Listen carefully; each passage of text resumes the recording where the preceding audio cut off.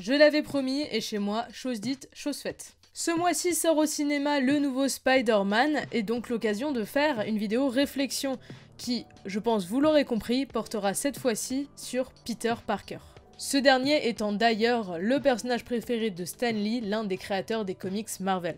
Spider-Man, c'est le héros le plus connu de tous les super-héros, enfin l'un des plus connus en tout cas, et je me suis creusé la tête, je me suis demandé mais qu'est-ce qui peut être intéressant dans Spider-Man, quel est le message derrière son personnage. Finalement, après quelques recherches, j'ai fini par trouver, et aujourd'hui on va parler de l'adolescence dans Spider-Man et essayer d'analyser le personnage de Peter en parlant de son côté adolescent, pour essayer de répondre à la question pourquoi Spider-Man est le personnage préféré de presque tout le monde.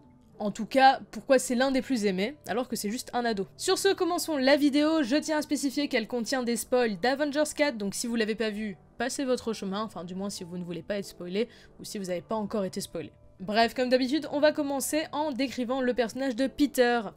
Et pas Bellish. Oui, j'ai un peu honte d'avoir casé cette blague, j'avoue. Spider-Man, c'est le héros par excellence. Tout le monde le connaît, fan ou non de comics. C'est l'homme araignée, on connaît tous sa tenue, on sait tous qu'il y a beaucoup trop de films sur lui, trop d'acteurs, on s'y retrouve plus, surtout si on suit pas. Le dernier en date, je rappelle, c'est Tom Holland dans le MCU. Spider-Man, c'est Peter Parker, un lycéen qui un jour se fait mordre par une araignée et qui va devenir un super-héros. Il habite à New York, dans le Queens, et est élevé par son oncle Ben et sa tante May, car ses parents sont morts dans un accident d'avion. C'est un personnage assez timide et angoissé, il est très intelligent, en gros c'est un peu le geek de la classe, mais tout l'intérêt de Spider-Man, c'est qu'il est un héros, mais aussi un ado, qui a des problèmes d'ado. Il va au lycée, il est intéressé par les filles, il fait tout le temps des blagues, il est souvent préoccupé par ses examens et est victime d'harcèlement scolaire dans la plupart des versions. Pour parler de ses méchants, parce qu'un super-héros ne va jamais sans un bon méchant, évidemment.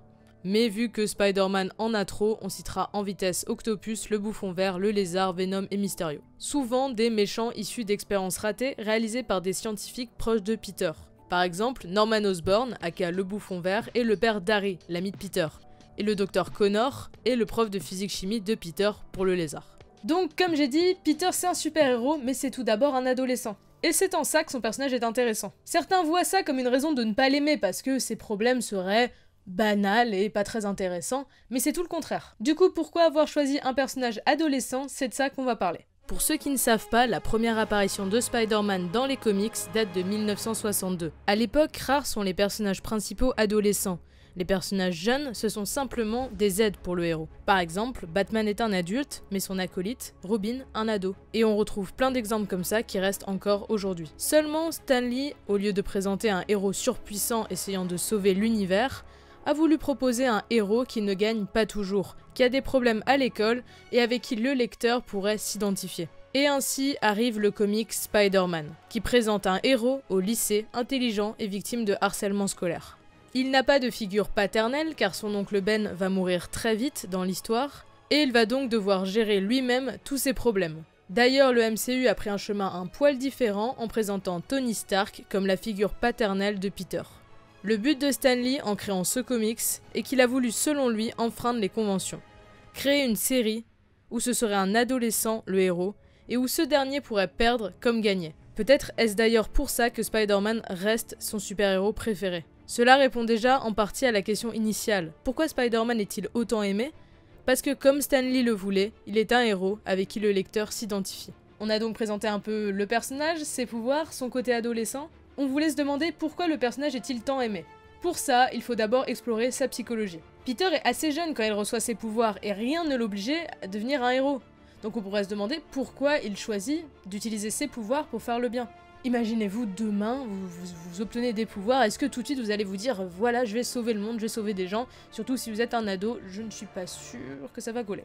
Donc, dans la majeure partie des cas, un ado qui reçoit des pouvoirs aurait tendance à le montrer à tout le monde, et à ne pas forcément s'en servir pour le bien. Il faut être réaliste un peu quand même. Mais Peter, lui, va choisir de le cacher, simplement parce qu'il a très peu de personnes à qui le dire. Ses amis les plus proches le savent dans la plupart des cas, mais ils sont peu nombreux. En ça, Peter est admirable. Il pourrait se vanter partout qu'il est Spider-Man et gagner la popularité qu'il n'a jamais eue, mais il s'abstient, pour le bien de tous. Pourquoi alors choisir de sauver des gens? Qu'est-ce qui va faire qu'un ado comme Peter va se battre contre le crime? Simplement l'expérience traumatique de la perte de son oncle et de ses parents. Il veut faire en sorte que des drames tels que la mort de Ben ne se reproduisent plus jamais dans sa ville. C'est d'ailleurs pour ça qu'il protège surtout son quartier. De plus, souvent, après un tel choc, celui qui le subit s'attribue souvent la responsabilité de l'acte. Ici, la mort de Ben est de plus en partie la faute de Peter, vu qu'il aurait pu arrêter le criminel. Souvent, et surtout chez les ados, on essaye de se persuader qu'on peut influencer le cours des événements grâce à nos choix.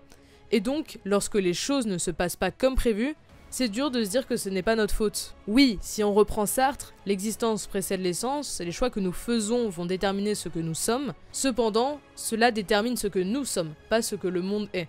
Beaucoup de gens confondent ces deux choses. Pour Peter, c'est pareil, et il est persuadé que cela n'arrivera plus jamais, et donc prend son costume pour s'en assurer. Encore une fois, Peter est admirable, il décide lui-même d'endosser un bon lot de responsabilités afin de faire le bien.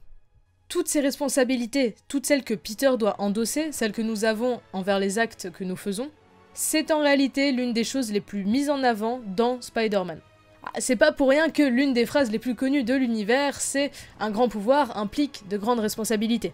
Comment un ado peut avoir autant de responsabilités alors qu'un adulte aurait du mal à les endosser? Un grand pouvoir implique de grandes responsabilités. Et pourtant, la première chose que fait Peter dans pas mal de versions de Spider-Man, c'est de faillir à ce précepte en refusant d'exercer certaines responsabilités, en refusant en fait d'utiliser son pouvoir. Dans le Spider-Man de Sam Raimi par exemple, il aurait pu arrêter le voleur en utilisant son pouvoir, mais il ne l'a pas fait. Cela parce que n'ayant pas eu sa paye après avoir gagné un tournoi de catch, il décide de laisser un voleur voler ce même argent. Œil pour œil, dent pour dent, c'est ce qu'on appelle la norme de réciprocité. J'aide celui qui m'a aidé, mais je fais du mal à celui qui m'a fait du mal. I need that money. I missed the part where that's my problem. Now he's gonna get away with my money. I missed the part where that's my problem. Selon Goodner, un sociologue américain, suivre cette norme implique de se comporter avec les autres comme ils se comportent avec nous. C'est ce qu'a fait Peter. Cependant, se sentant donc responsable de la mort de son oncle, il va essayer de retrouver l'homme qui l'a tué pour encore une fois lui rendre l'appareil. C'est donc une envie de vengeance que ressent Peter. Quelque chose de très commun chez les super-héros qui ont plus ou moins tous quelque part des parents ou un oncle à venger. Regardez, les Avengers, c'est les vengeurs. Donc Spider-Man, même s'il n'est pas un super-héros comme les autres, il garde quelque chose auquel on est habitué. Donc pour réussir à vaincre le crime, Peter va devoir se débrouiller tout seul. Sans figure paternelle, avec juste une figure maternelle, sa tante, à la maison. Et c'est pas simple. Alors beaucoup pensent que Peter s'en sort dans la vie avec aucune autre figure parentale que Tante May, parce qu'il a Spider-Man. Car comme avec beaucoup de héros, les gens mettent d'un côté le héros, Spider-Man, et l'humain, Peter. Les gens seraient donc fans de Spider-Man juste à cause du héros et pas du tout de Peter ? Lorsque Peter est Spider-Man, il est sûr de lui, il plaisante souvent de ce qui lui arrive et il a l'air plutôt enjoué. Mais au contraire, en Peter, il reprend sa position de lycéen sur la défensive. Beaucoup de lecteurs aiment séparer le héros de l'humain. Mais Peter lui-même a tendance à le faire, en se parlant souvent à la troisième personne, tellement que dans certains comics comme Civil War, cela pourrait presque virer à de la schizophrénie. Peter est jeune, c'est un ado. Le comics plus que le film tente de nous montrer qu'il ne s'en sort pas vis-à-vis de sa position de héros. Et c'est là toute la complexité de son personnage. Rien que mettre un masque montre la barrière entre Peter et son alter ego. Donc, l'amour des gens pour le personnage proviendrait-il plus du héros que de l'humain ? Pas vraiment en réalité, car niveau pouvoir, Spider-Man n'arrive vraiment pas à la cheville d'autres héros sur le papier. De plus, Peter et Spider-Man se ressemblent un peu quand même. En effet, ils partagent quand même certaines choses, comme la culpabilité, qui est l'un des sentiments que son personnage doit sûrement le plus ressentir dans tous les comics et les films. À la base, à cause de la mort de son oncle, mais à plein d'autres moments également, comme à la mort de Gwen. Même dans Spider-Man New Generation, le Peter Parker qu'on nous présente est un Peter divorcé avec MJ, qui au fond ne fait que culpabiliser. Parce que Spider-Man est peut-être l'un des plus grands héros de l'univers Marvel, Peter, lui, n'est qu'un loser. Mais pas un loser comme peut parfois l'être Tony Stark. Peter, lui, c'est le gentil, qui l'est peut-être un peu trop, et qui du coup récupère tous les problèmes. C'est aussi pour ça qu'on l'aime, ou plutôt qu'on ne le déteste pas. Comment peut-on détester un garçon qui veut juste bien faire, mais qui perd petit à petit les gens auxquels il tient ? Tout est là pour qu'on ait de la peine pour lui. Donc Peter et Spider-Man sont des personnages assez empathiques. On pourrait alors se demander qui est le vrai héros des comics, Peter ou Spider-Man. Spider-Man ne serait-il pas en réalité un prétexte pour s'intéresser à la vie de Peter ? Certains psychologues ont mis en avant le fait que les comics étaient axés sur Peter Parker et surtout sur son acquisition d'une certaine mentalité au fil du temps. Peter a toujours des problèmes plus ou moins graves pour nous, mais toujours très importants pour lui. Pour Carl Rogers, un psychologue humaniste, chaque personne définit ses problèmes comme étant importants ou non. C'est ce qu'on appelle l'échelle de problèmes. Certains de ces problèmes vont nous toucher, et d'autres non, selon notre vécu. Et c'est ça qui rapproche Peter du spectateur. L'intrigue de l'histoire se développe autour de la vie de Peter. Bien avant d'être Spider-Man, il doit faire face à des problèmes, comme la mort de ses parents qui l'affectent beaucoup. Il obtient déjà à l'époque une certaine envie d'aider les gens et de les protéger. Pareil pour la mort de son oncle qu'on a expliqué précédemment. Alors qu'il souhaite tuer le voleur qui a tué son oncle, il se retient au dernier moment dans plusieurs versions de l'histoire. Il a donc connu une certaine évolution. Plus que ça, il va devoir apprendre à garder son secret, payer des factures comme tout le monde, laisser tout le monde le critiquer et aduler Spider-Man sans jamais pouvoir dire qui il est vraiment. Si certains voient Peter et Spider-Man comme deux personnes différentes, ne serait-ce finalement pas Spider-Man le vrai Peter, celui qu'il n'a jamais pu être, comme un ado souhaitant réaliser ses rêves, mais étant bloqué par le poids de la société qui l'entoure. Spider-Man est en dehors des règles, personne ne peut vraiment le juger, alors Peter peut tout faire quand il est un super-héros. Voilà pourquoi les ados aiment Spider-Man. Il représente à merveille la barrière qu'on aimerait tous franchir pour devenir ce qu'on est vraiment, sans le poids de la société. Donc, Peter souffre d'une absence de présence masculine, comme on l'a dit plusieurs fois. Son père étant mort, son oncle aussi, et même dans le MCU, Tony n'est plus là. Il a bien son super ami dont j'ai oublié le nom et Harry dans les autres films et les comics, mais ce ne sont que des amis. Du coup, cela crée un sentiment d'empathie pour le personnage. Mais du côté de sa psychologie, peut-on pas penser que c'est pour ça qu'il est tout le temps entouré de filles, et que c'est pas juste parce que c'est un ado qui a des problèmes d'ado? Peter est très souvent entouré de femmes. Il a différents amours pour différentes femmes, qui sont toujours plus ou moins idéalisées. Cela pourrait partir du fait que Peter vit seul avec sa tante. Il est romantique, soit, mais aussi constamment en recherche d'acceptation. Ce sentiment de besoin d'amour serait dû à la mort de ses parents d'une part, mais aussi parce qu'il souhaite trouver une certaine stabilité, qu'il a trouvée avec sa tante, mais avec une femme. Enfin, je veux dire sa femme. L'amour de sa vie, quoi. Et du coup, Gwen ou MJ plus précisément. Évidemment, l'attraction qu'il ressent envers elle vient du fait qu'il est au lycée, dans la même classe, c'est un ado, blablabla, mais aussi parce qu'il se sent obligé de les protéger, comme il le fait avec le reste. Il les protège et se sent protégé. On parlait de la différence entre Peter et Spider-Man, mais en réalité, Peter doit endosser les deux responsabilités, celle du héros et du lycéen. Ce qui freine ces histoires d'amour justement. Rien que la scène dans The Amazing Spider-Man avec Gwen et Peter à table et le père de Gwen critiquant Spider-Man en est un bel exemple. Peter ne peut jamais vraiment être en paix avec lui-même. Il n'arrive pas à trouver l'équilibre et parfois baisse les bras. C'est ça qui nous rapproche de Peter. Il n'ose pas parler à une fille, il ne sait pas comment s'y prendre et ça le rapproche de nous. Il est loin d'être parfait. Beaucoup disent que mettre des histoires amoureuses est un prétexte pour accrocher les ados. Mais en réalité, comme on vient de le démontrer, c'est très logique. Donc après avoir vu un peu toute la psychologie du personnage de Peter, on va pouvoir conclure et répondre à la question initiale en résumant un peu tout ce qu'on a dit. Spider-Man est le plus adolescent des super-héros, ce qui devient d'ailleurs son symbole. Mais il faut être conscient qu'au fond, tous les super-héros ont une marque d'adolescence. Ils subissent des changements physiques, les liens entre leurs amis et leur famille sont compliqués, et souvent ils sont en recherche d'identité, comme un ado. Alors en créant le comic Spider-Man, c'était un peu une manière de rendre un héros totalement adolescent. Beaucoup comparent d'ailleurs les transformations qu'il subit à cause de sa morsure à des transformations corporelles pubertaires. Peter doit donc dans les premiers moments de sa transformation apprendre à vivre avec. La mort de son oncle ou de Tony est pour lui un vrai passage à l'âge adulte accéléré en quelque sorte. Même dans ses pouvoirs, le fait de sauter au mur et de se balancer de toiles en toiles tout en essayant de maîtriser tout ça, beaucoup d'enfants préfèrent Spider-Man justement pour ça, à cause de cette suractivité. Spider-Man ne renvoie pas qu'à l'adolescence, comme beaucoup d'autres héros. Il renvoie aussi à l'enfance. Spider-Man, c'est un peu un grand enfant qu'on a balancé dans un monde d'adultes. Il a d'ailleurs du mal à voir de la nuance, et souvent il se contente de voir seulement le mal et le bien, comme un enfant pourrait le faire.